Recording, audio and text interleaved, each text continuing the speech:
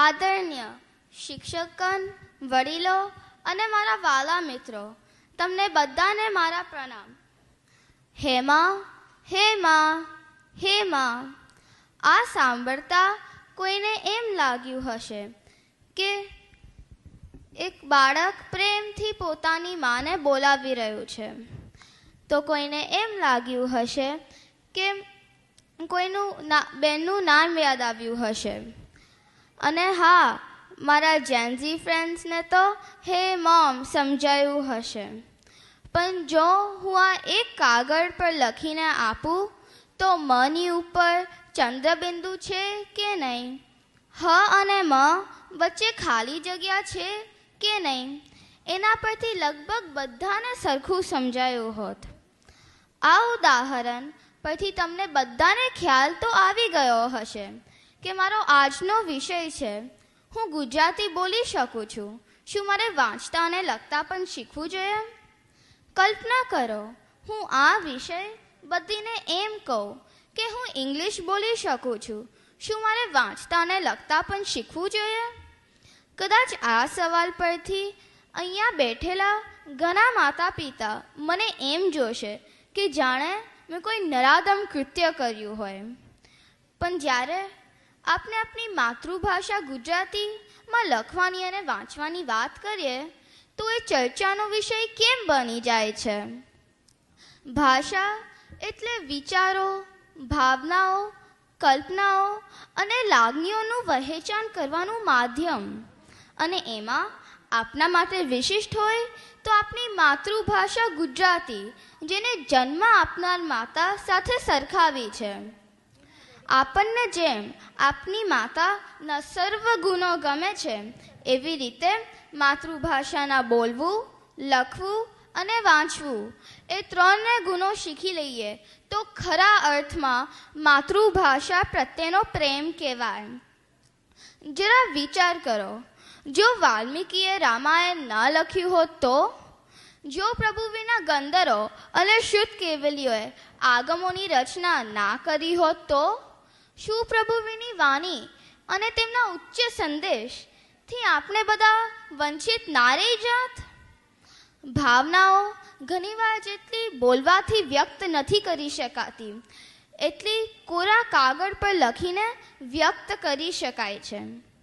કહેવાય છે ને, જ્યાં ના પહોંચે રવિ ત્યાં પહોંચે કવિ. જો એક કવિ પોતાની કવિતા JCNJ જેવા સ્ટેજ પરથી કહે તો 800,000 જેટલા માણસો સાંભળશે. પણ જો એની ગુજરાતી પુસ્તક લખીને આપે તો દુનિયાના ખૂણે ખૂણા સુધી પહોંચી શકે છે. આજે પણ દીક્ષાનું આમંત્રણ હોય કે લગ્નની કંકોત્રી, પહેલી 5 તો ગુજરાતીમાં હાથેથી જ લખાવાય છે. અને હા, મામાનું ઘરનું મામેરું પણ કાગળ પર લખીને જ કંકુ છાટનાથી વધાવાય છે. અહીંયાથી ઘણે મને કહેશે, બેન હવે તો AIનો જમાનો છે, તમે ક્યાં લખવાની વાત કરો છો, અને એમાં પણ ગુજરાતી? પણ મને એક વાત કહો, જો તમને એક હાથથી લખેલો ગુજરાતી પત્ર મળે અને બીજો ChatGPTના પ્રોમ્પ્ટથી બનેલો પ્રિન્ટેડ લેટર મળે તો તમારા હૈયા ને હાશ અને ઉમંગ શેનાથી અનુભવાશે? આજે આપને જ્યારે આચાર્ય શ્રી રત્નસુંદર સુરેશ્વરજી મહારાજ સાહેબના 500મી પુસ્તકના વિમોચનની હર્ષો ઉલ્લાસથી રાહ જોઈ રહ્યા છીએ. પણ ત્યારે જો આપની આવનાર પેઢીને ગુજરાતી વાંચતા જ નહીં આવડે તો? આપણા આ મહાન મહાત્માઓના વિચારો અને શ્રુત જ્ઞાનની ગંગા એમના સુધી કેવી રીતે પહોંચશે? ઘણા મને કહેશે કે એમાં શું, ઇંગ્લિશ ટ્રાન્સલેટેડ બુક્સ તો મળી જ જશે. પણ મારા ભાઈઓ અને બહેનો, ઇંગ્લિશ ટ્રાન્સલેશન પણ એટલું જ સરળ થશે જેટલું દાલ ઢોકળીને ગુજરાતી પાસ્તા કહીને પીરસવામાં આવશે. પાઠશાળામાં સૂત્ર શીખતા આપણને ખ્યાલ આવ્યો જ હશે કે ગુજરાતીમાં વાંચતા આવડવું કેટલું જરૂરી છે. ઇંગ્લિશ વર્ઝનમાં શીખતા તો ઘણીવાર શુદ્ધતાની સાથે અર્થ પણ બદલાઈ જાય છે. ગુજરાતી ભાષાની વાત કરીએ તો આપને આપના આચાર્ય શ્રી હેમચંદ્ર મારા સાહેબને કેવી રીતે ભૂલાય? એમને તો ગુજરાતી ભાષાના પિતા કહેવાય છે.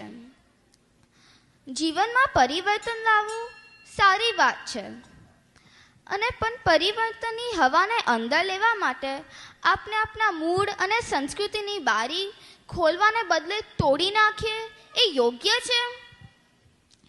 કોઈ બી સંસ્કૃતિનું ઊંડાણ અને ગૌરવ એના સાહિત્યના આધારે હોય છે.